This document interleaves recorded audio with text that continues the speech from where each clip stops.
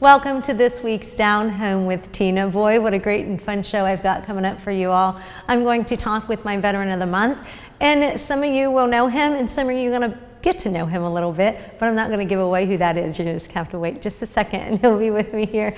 And then I have got a fella who is not really new to the area, but he's doing a lot of newer things at the Lancaster Campground, and I'm so excited to share that with you as well.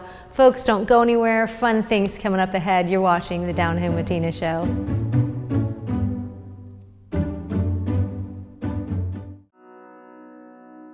The Frankie Smith Funeral Home and Crematory in Lancaster and the Johnson Smith Funeral Home in Baltimore have a long and wonderful history of serving our community. Feel free to give us a call at 740-653-0652. Stop in and see us at either of our two locations, 405 North Columbus Street in Lancaster and 207 South Main Street in Baltimore. Respect for tradition, regard for change. Dagger Law has been part of the Lancaster community for more than 110 years. This is where we live and work. You'll see us at festivals, sporting events, and all around town. We consider our clients as friends, and we walk alongside you through challenging times. Whether you're a growing business, a changing family, facing litigation, planning your future, or dealing with land issues, we're right here. We are local.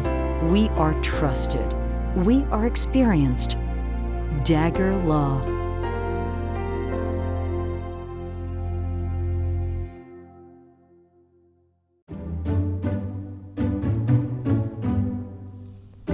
Welcome back to Down Home with Tina. I have got my Veteran of the Month.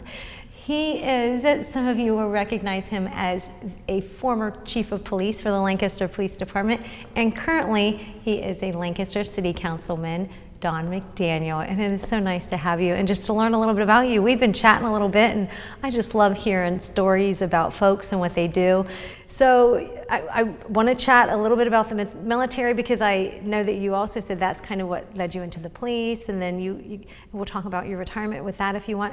You know, it's just what we do, Don. We just sit back, relax, and just enjoy a conversation about what you're up to and how are you? How are things going? Good. Thanks for having me, Tina. Yeah, you know, we did talk a little bit before we went on air here, but yeah, you know, it's born and raised in Lancaster. Okay. You know, talk about the Marine Corps. I joined the Marine Corps after high school. Okay. Did you always want to be in the Marines? Or? You know, my dad was a Marine during the Korean War, and I kind of surprised him. I came home one day and said, "Dad, I joined the Marine Corps." And he said, "Why did you do that?"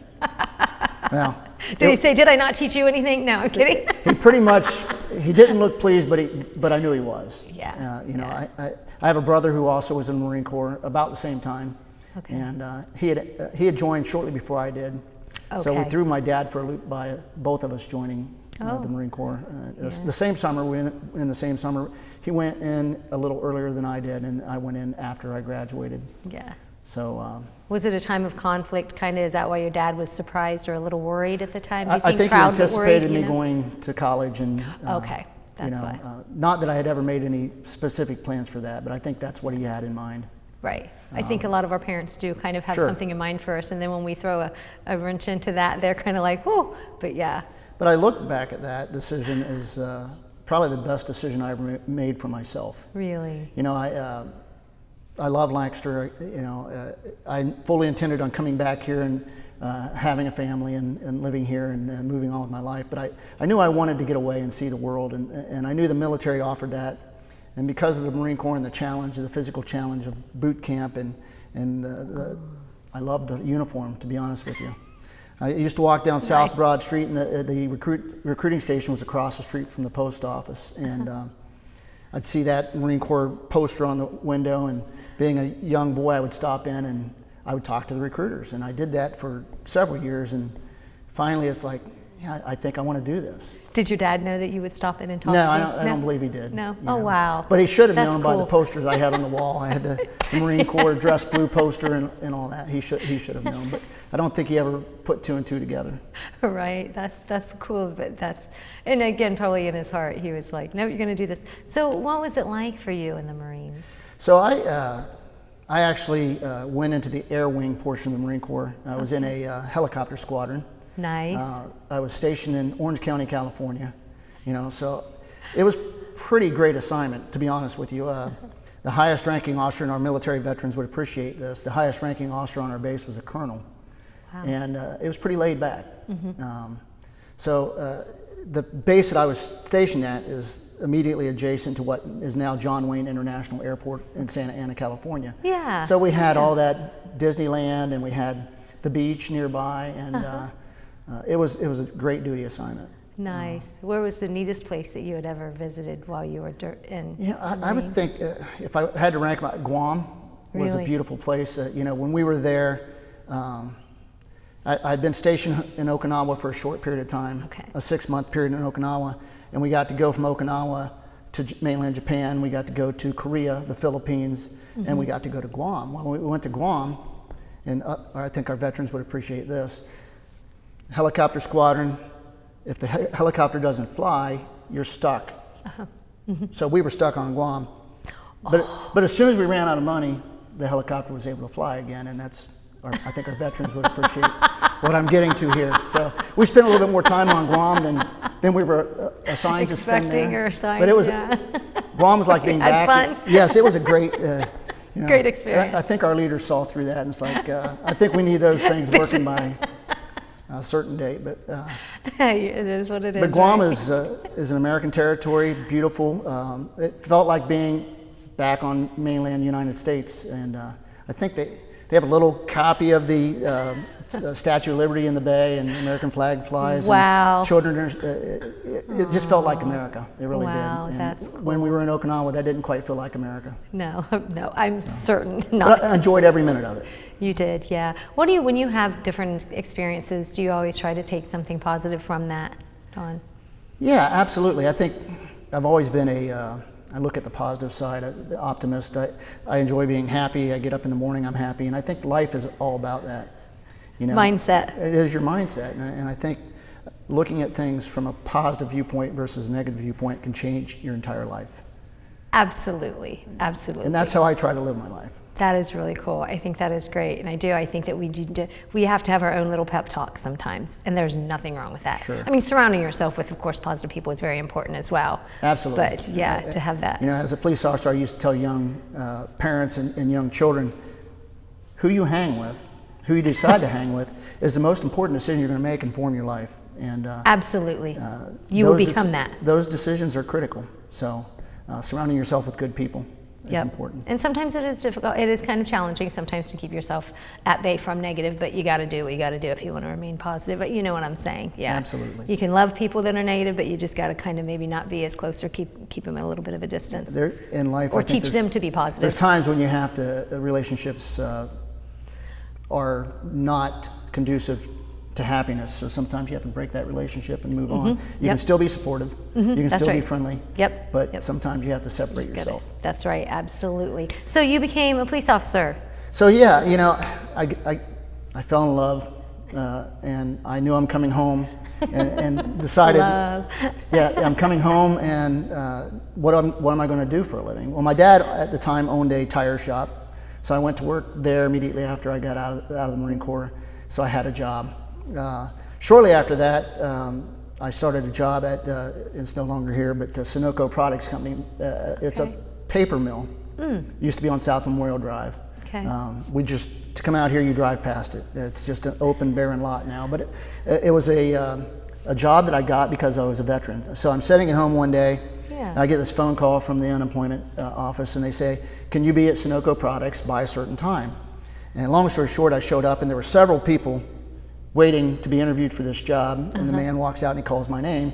I walk in, and he's got a Marine Corps emblem on his wall. That's all it took. He says, when can you start? And I said, I can start today. And he says, be here at 3 o'clock. So, nice. And then I heard him walk out and tell the rest, the job is filled, you don't. So there's an opportunity that I would not have had I not been in the military. Yeah. And, that's a brotherhood, a sisterhood. It's, there's a lot of things that people that weren't in the military don't understand about military veterans and what they go through, and I think that's why a lot of them are so close and support each other so much. Absolutely. It teaches you also so much discipline. Not saying you didn't have it, but for when you go to get a job, they're automatically, well, they've got some kind of discipline. They've made it through basic training. So that leads me to how I became a police officer. There was an ad in the Lancaster Gazette about upcoming civil service exam for police officers, and one of the things it mentioned that if you pass the test, you would get a bonus for being a veteran, and that bonus was significant. I believe it was like 20%. So if you scored an 80, you got 16 additional points on. Now you have a 96 on the test, and it ranks you according to test score. That opens the door. Well, I'm not sure at this time, I can't remember what my score was, but it put me number 2 on the list. Nice. And the rest is kind of history. I got hired through a long, Lancaster PD still has a long background process. Polygraph and psychological exam. They did that in 1987 when I was hired also. They visit your home, visit your neighbors, they talk to friends and family. That door was opened by being a veteran, and that veterans service credit exists today. They've expanded it a little bit more to give that same benefit to college graduates. So if you're a veteran or a college graduate, Lancaster PD needs good police officers. That's right, yes, and I believe that they're still hiring. They are. I believe, and I believe we're going to be hiring, as a city council person, a budget, thanks to our taxpayers for passing the levy that they passed last year, allowing us to, but they need police officers, and they need quality police officers, and police officers from this community are a big asset. Yes, absolutely. Yeah, I went on one of the runs, so it was pretty interesting just to be out there and see exactly what it is that they do. And boy, they are busy. They are very busy, and they're shorthanded. And each have a job or two to do what they need to do. And then if they are not set on a certain, whatever that job is for that day, rather if it's on accidents or if it's something else or in traffic. What's great about police work is things change from minute to minute. We could be sitting here speaking and then something and then all of a sudden, happens. Yeah, significant happens, or if it's that they've always got something else that they've got to get. Yeah, absolutely. Somebody they got to go look for or something. So anyways, they're always so busy. You are I know I wanted to talk a little bit about your retirement and everything, but I love hearing your stories. That's so awesome, Don, and hopefully you'll be able to come back sometime and we can talk more about stuff to hear about your retirement. But I got to get to, you are my Veteran of the Month, and I want to thank you for what you do. So I've just got a little nice goodie bag in here for you, and I've got the Downtown Bistro. We've got a gift card that we work together to give our veterans and first responders and teachers and such things, and then also a gift certificate, Ava Jewelers, because I'm sure your lovely wife would love something sweet from there.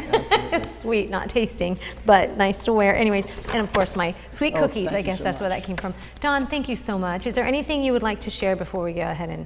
I would just say thank you to all our veterans. I appreciate you recognizing me, but as I said when we talked, there's all kinds of veterans in this community making an impact every day, and thank you for your service. Wow, and thank you for everything you've done and all of the community service that you've done for so many years. So awesome, and he is busy in retirement, and we'll get to that another time. So folks, I'll be back here in just a couple of minutes. I'm going to talk with the fella who is from the Lancaster Campground and find out what's going on there. I hear some pretty cool stuff. It's Down Home with Tina.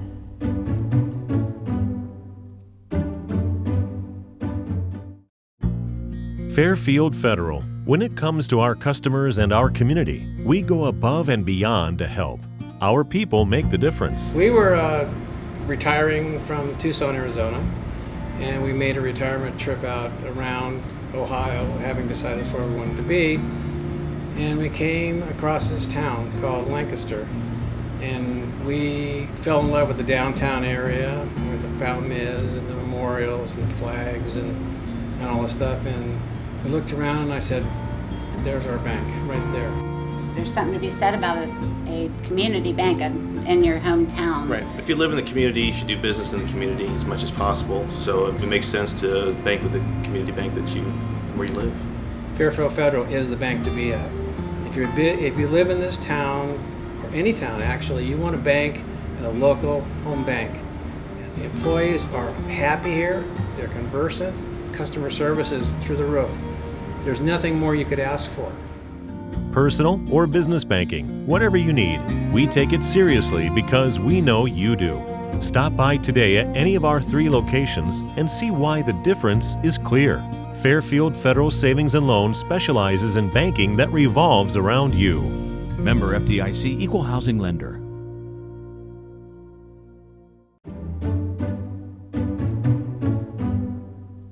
Welcome back to Down Home with Tina. I have the general manager of the Lancaster Campground. Really excited to find out because there's kind of like this buzz going on or something that they have got a lot of things happening and going on. But they've been around for a really, really long time. So I want to welcome James Ellinger. How are you? I'm doing fabulous, Tina. Thank you so much for having me. Okay, so I know that your family goes way back because, as a matter of fact, Gina Schultz, she is somebody who is related to you. Yes. And I actually had, it would have been her mother along with your mother, but I think at one time it was your mother, and then there was a book together that they had done, a recipe book. And so I had a few of them on one back when I did radio. So I kind of go way back because then I went to school with some of your cousins, but now your parents are directly from the area. They come back every year. And is that your connection with the Lancaster Campground? I just have to ask you. Yes, I feel like I'm partially, out of all my travels in life and work experience, this has always been a place I call my home. Yep. Because it was the normalcy of returning every summer from the earliest memories of mom and dad bringing me back to the farms, which are both out there. High school sweethearts, Burn Union area, so that entrenched line goes way down. And then all of the family was there. Gina, my Carmichaels, and then the Ellinger side, and that's all we knew growing up as visiting back here every summer. So I would say, out of any normalcy in life, it is here. It's Lancaster. So it is good to be back here and now setting my roots here. You are. Oh my goodness. So you became the general manager when? That was just this past March. Okay. What has it been like for you so far? Absolutely mind-blowing, as totally not the norm in my life, but I love every minute of it. It is an amazing experience to be able to do something in your life that can have an effect in a positive way for the community and actually for someone living there. So it is an amazing experience. I never thought I would ever be in this role, but find myself very excited to be here. You were doing a lot of traveling. We don't have to go in details or anything like that with your prior career, but what, with all of that, do you think has been able to bring to you what you're going to get to do here at Lancaster at the campground? That's a great question, and it actually has set me up to the role I'm in today. That, in the former careers that I was doing in the airline for many years, you had to make decisions on the fly and do management things that had to be done and successful and operate further. So I would end up like, okay, got to manage the situation no matter what's held at me or difficult, and that is very much in play here at the Lancaster Campgrounds. It is going through a big change. Things come up every day, and I make those decisions, and it keeps flowing forward. And you're still smiling, so that's what's really great about it. So James, what's a little bit of the history about Lancaster Campgrounds? For those folks who, they know of it, they know where it's located, right there off West Fair. It's like this little, I call it hidden gem of Lancaster. Exactly. It is an undiscovered diamond for those who haven't seen it yet and just know of that place up on the hill. If you look at it recently, we have actually exposed some of these buildings by just taking up the growth that's blocked all of that access. Now you can start to see the beautiful hotel that is actually on the National Historic Register landmarks. Oh my goodness. And we, in Lancaster alone, it's a very coveted thing to be on that register. So that's an asset. And that hotel actually used to sit down by the river, located at the bottom part of, a lot of people refer to as the band field. Okay, yeah. When you come up that Eddy Road there, that hotel used to sit there years ago in 1800s there, and then they rebuilt that piece by piece, moved it up to the present location today. Oh my That gosh. is our icon, and we are getting ready to refurbish that. That's the Hotel Woodside? That is the Hotel Woodside. Oh my gosh, our crown So they jewel. moved it, Piece by piece, they were my known as the gosh. moles. And back in those days, they took that hotel, it used to be 4 floors, that is now the current 3 floors. They repurposed that wood and to build the cottages that were now the village, or the residency area is the cottages. Actually preceding that, they were tents when they would come from the old days to have their church revivals and camp meetings. Then it became a permanent thing, and then people said, well, let's build cottages because we come here every day. Oh my goodness. That is the community that we have today. Oh my goodness. What is the Davis Auditorium? That was something built in 1895. That is correct. It is absolutely beautiful. It is a recently restored, complete restoration project, and gratitude to Sherman Williams, who put their time and effort into that painting project. As a nonprofit, that was very much appreciated that they took their time to assist us with that. When you walk into the Davis Auditorium, I love watching the faces when they open those doors, and it's that awe when they look around. Right. And they don't realize that even back in those days, they would build these structures preceding our sound technology of today. Mm-hmm. It is built in the acoustic. Nice. So as you're on that big, beautiful stage, clear in the back, you can hear. And it is not only beautiful inside, but it's functional. That's what I was going to ask you next. Exciting news on that front. We have these buildings, a lot of them, it takes a lot to maintain them. And it's a constant job with us to do that. Not only do we have these buildings, I want to use these buildings again. Our community deserves to have these buildings brought back to life as they once were used. And so I'm super excited to announce we have a big production coming up in August. It is an original format from Disney, and it is called Moana. And we have a Children's Arts Alliance is now rehearsing there. And I was able to see their expressions when I opened those doors, and they're like, we get to perform here? Like, yep, it's their big introduction to a stage, and a very comfortable, unique little area that we get to say is on our property. How many people can walk out there, little cute little cottages, and walk straight up the road? Or even people in Lancaster drive up. They don't have to go to a big coliseum in Columbus. It is right here, and that is also available for anyone to use as a venue for productions. They would just give you a call, contact the Lancaster Campground a call, the availability, and we are really trying to bring that awareness back in the community that our buildings are ready to go. We have a process of restoration with the hotel. That is our exciting new phase coming on to shore up the structure, bring that front porch back up into that beautiful veranda that people can stand on and get their pictures, have dinner, sit out there and have that beautiful view. Our lands are like a park. They're gorgeous. And they need to be showed and shared with a lot of people. Absolutely. It is such a neat little community. I went through there one time, and just all of the different cottages. And what folks need to understand too, that if you ever go out there and you're interested in purchasing one of them, they are cottages. A lot of them are. Now, some have been turned into where they can be, they're lived in probably all year long, I'm sure. So a lot of them we do, and it's really, I'm glad you brought that up, because we have preserved some of those as touring, as historical cottages that showcase, here's what happened the next stage after the tents turned into a cottage. Hey, we want to build a cottage. We've preserved one that showcases that. I looked at one that probably could have been like that. That is correct. No, but it was so neat. The nostalgia of it and the history of it was just like, not just walk up the steps, you climb up the ladder to get to the next level. And that is true. And like Little House on the Prairie. Maybe that, yes. No, I'm kidding. But what's really exciting is a lot of those cottages that have been kind of sitting there for a while and people not really knowing what to do, there is this big spurt going forward of a lot of renovation. So now we go through the little streets, and there's this new energy about the campgrounds that is so exciting to hear about. I visited them with my parents who have a summer residence there on and off, and even I feel a vibe there. And you do. There's something happening there is what people say, and we invite everyone to come and feel that. Look at the little cottages that are being restored. All I know is if you're a loud talker, in some of them, the neighbor's going to hear everything you say. This is true.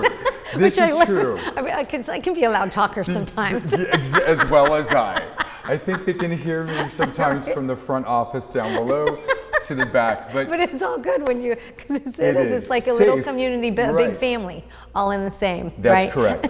It is like our version of what we'd venture. Portions of it would be like the Norman Rockwell days of everyone on their porch waving as they go down. Some of our streets are walking streets. Yeah. So it's a little crazy with driving, but we are going to be working on that as well.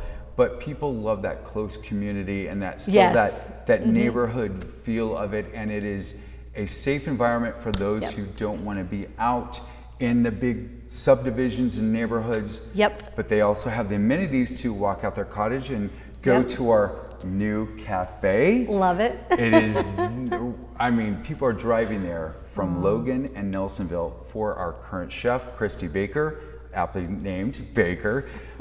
She is taking what people would know as the cafeteria. It is now branding as the cafe. Amazing, delicious food. So you just have so much happening. And so a much lot. going on. I could be here for like a long another time. Yeah. And there's a lot going to be developed within the next phase right now and then by next year. Okay. Well, James, what is your contact information for folks? Contact information is thelancastercampground.org, and they can also email us at jellingergm@lancastercampground.org. That is awesome. I'm so excited for you. I know we could talk for another half an hour could. or more, because that is just, I'm so thrilled. I'm so excited. And I'm welcome happy back. to be Welcome here. home, I should Yes, say to and you. I Welcome feel home. home. I feel at home. Thank you. Oh, good. That's awesome. Great. Yeah. Folks, you heard him. If you want to know more about Lancaster Campgrounds, contact them, give them a call, and you never know, it could be the next place that you could maybe be a resident. You're watching Down Home with Tina. I'll be back in a minute.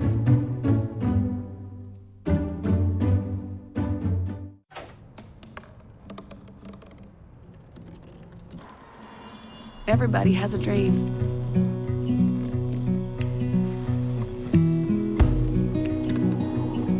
Mine was to see the ocean. And with a little help, I made it.